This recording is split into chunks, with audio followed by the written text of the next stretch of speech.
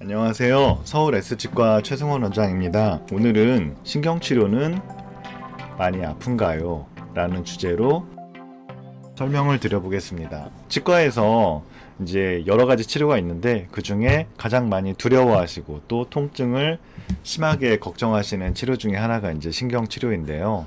치료 과정도 복잡하고 또 단순한 치료는 아니라서 물론 치료 과정 중에 통증이 있을 수가 있습니다. 다만 치아가 우리 어금니도 있고 작은 어금니도 있고 뭐 송곳니도 있고 앞니도 있고 하잖아요. 어떤 치아를 치료하느냐에 따라서 통증이나 이런 게 좀 달라지는데 일단은 신경치료 도중에 아프지 않으려면 먼저 마취가 확실히 잘 돼야 되잖아요. 마취가 잘 되는지 안 되는지는 치아의 부위에 따라서 좀 차이가 있습니다. 어떤 치아를 치료하느냐, 먼저 신경치료하는 부위가 통증에 굉장히 관련성이 있을 거고, 두 번째로 생각이 나는 건 염증이 얼마나 진행된 상태에서 신경치료를 진행을 하는가가 또 통증에 많은 연관이 있다라고 이야기할 수 있습니다. 그러면 먼저 부위에 대해서 말씀을 드리면, 우리가 치아를 치료할 때 윗니가 있고 아랫니가 있는데 굳이 세분해서 나누자면 첫 번째로는 위 앞니, 두 번째는 위에 작은 어금니와 큰 어금니, 세 번째는 아래 앞니, 네 번째는 아래 작은 어금니와 큰 어금니, 이렇게 네 가지로 나눠볼 수가 있는데요. 기본적으로 윗니 같은 경우는 마취가 잘 되는 편입니다. 저희가 마취를 할 때는 마취는 크게 침륜 마취라고 부르는, 치료하고자 하는 주변에 마취약이 침투되게끔 싹 뿌려주는 느낌의 마취를 하는 경우가 대부분이고, 전달 마취라고 하는 거를 시행을 할 때도 있습니다. 전달 마취는 침륜 마취, 그 치아 주변에 마취를 해가지고는 원하는 만큼의 마취 효과를 얻을 수가 없을 때에 치아를 지배하는 굵은 신경의 통로를 찾아서 신경 전체를 마취를 시키는 것을 전달 마취라고 얘기하는데, 영어로는 이제 블록 아네스티아라고 하는데요. 블록이 전달 마취를 한 그 밑에 부분으로는 신경 전달이 되지 않게, 감각이 없어지게 만드는 이제 전달 마취를 하게 되는데, 윗니 같은 경우는 침륜 마취로 대부분의 마취가 잘 해결이 돼요. 왜 그러냐면 뼈는 상악골과 위턱뼈죠. 그 다음에 하악골로 나누어 볼 수가 있는데, 그 위턱뼈 같은 경우는 뼈가 굳이 단면을 보자면 위턱뼈가 이렇게 있고, 피질골이라고 불리우는 겉에 단단한 뼈가 좀 얇게 있고, 대부분은 망상골이라고 좀 약한 뼈들이 대부분을 차지하는 이런 구조입니다. 위턱뼈에 만약에 이제 뿌리가 이렇게 있고 앞니가 이렇게 존재를 할 텐데, 이곳에 바로 마취를 뼈 위에다 넣어도 마취하게 스르륵 침투하면서 치아 주변으로 가는 신경이나 이런 것들이 마취가 잘 돼요. 상악은 피질골이 얇고 안에 망상골이 좀 많이, 망상이라는 거는 이것도 한자어인데 해면골, 뭐 망상골 이렇게 다양하게 표현하는데, 망상골은 망 모양으로, 망은 그물 모양으로 생긴 뼈다 해서 성긴 뼈를 망상골, 또는 해면골은 스폰지처럼 성기게 있는 뼈다라고 해서 이제 해면골이라고 표현을 하고, 겉에는 단단한 피질골이 존재를 하는데, 상악은 피질골의 두께가 얇고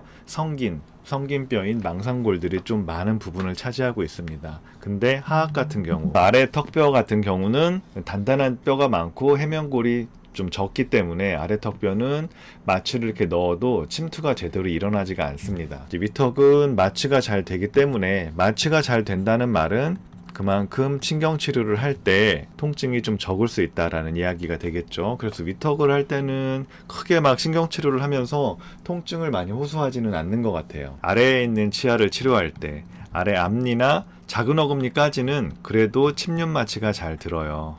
아래턱은 위턱보다는 피질골이 두껍기는 하지만 아래 앞니에서 작은 어금니까지는 그래도 피질골의 두께가 어느 정도 침륜 마취가 통할 수 있을 정도의 두께이기 때문에 되는데, 문제는 아래의 큰 어금니입니다.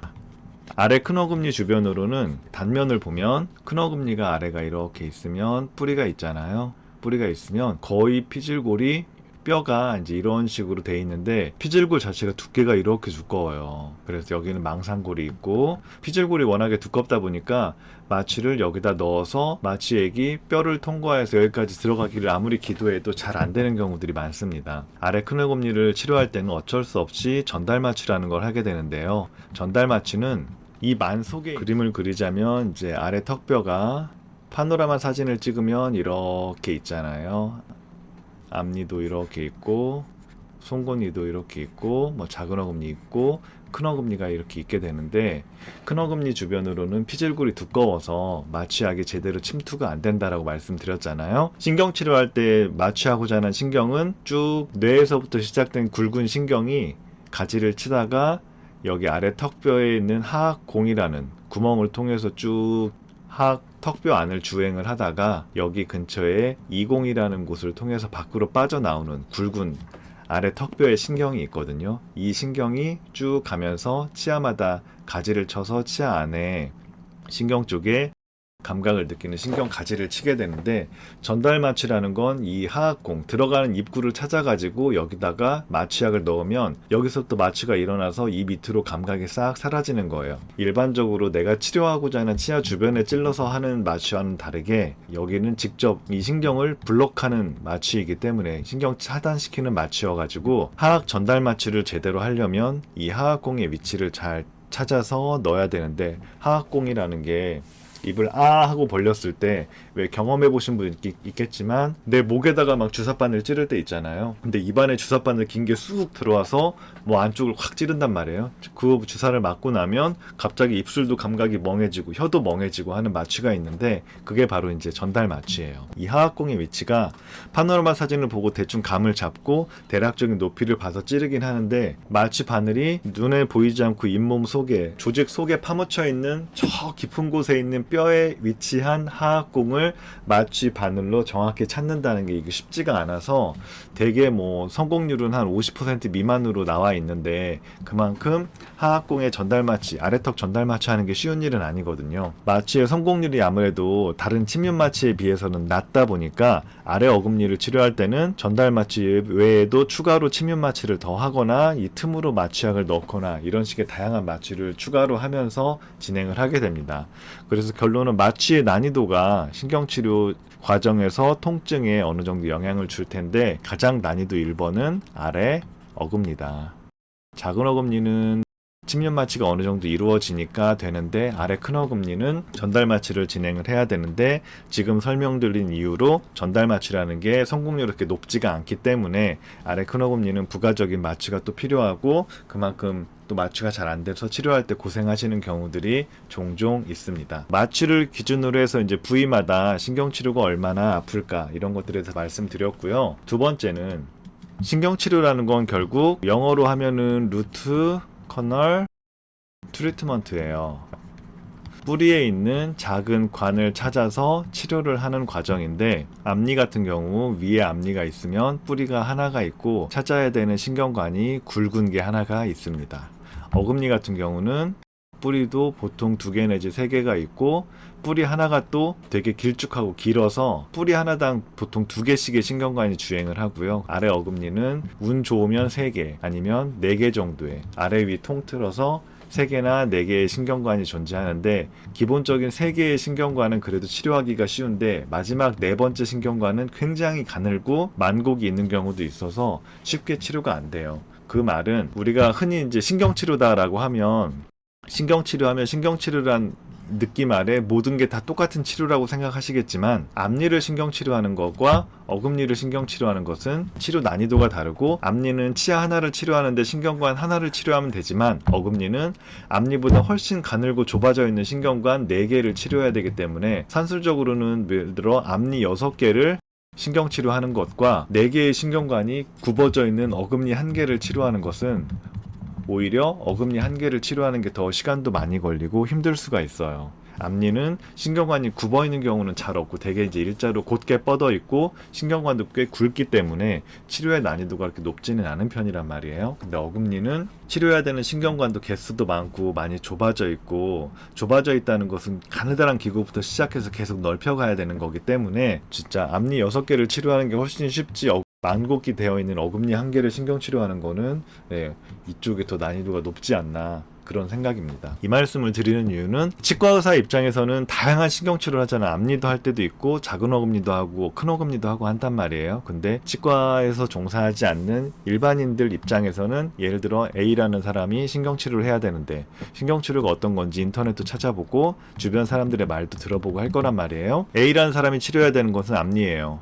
근데 이제 신경치료 누구는 뭐 하나도 안 아팠다, 누구는 힘들었다, 누구는 죽는 줄 알았다, 다시 태어나면 나 진짜 신경치료 하느니 그냥 뽑을 거야, 이렇게까지 얘기하는 사람들이 다양한 의견들이 있잖아요. 근데 저마다 서로 다른 치아를 서로 다른 상태에서 치료했기 때문에 신경치료에 대한 경험치가 전부 다 다른 게 아닌가라고 생각이 들어요. 하지만 A는 이제 하나도 안 아팠다부터 다시 신경치료를 하느니 나는 이를 뽑겠어 라고 하는 사람까지 말을 쭉 보다 보면 헷갈릴 수 있는데, 세상에 나랑 똑같은 치료를 받은 사람은 없어요. 심지어는 같은 사람에서도 좌측이냐 우측이냐에 따라서 치료 내용이, 신경관 모양도 다르고 한데, 나랑 똑같은 케이스의 치료를 받은 사람들을 내가 어떻게 인터넷상이나 내 주변에서 찾을 수가 있겠어요. 그래서 너무 미리부터 겁먹지 마시고, 신경치료가 필요한데 이걸 병을 키우는 거는 바람직하지 않으니까 가까운 치과에 가셔서 이 케이스가 어떤 건지 설명도 들어보시고, 아프겠구나 안 아프겠구나, 그거는 치료하는 치과 의사가 제일 잘 말씀해 주실 수 있으니까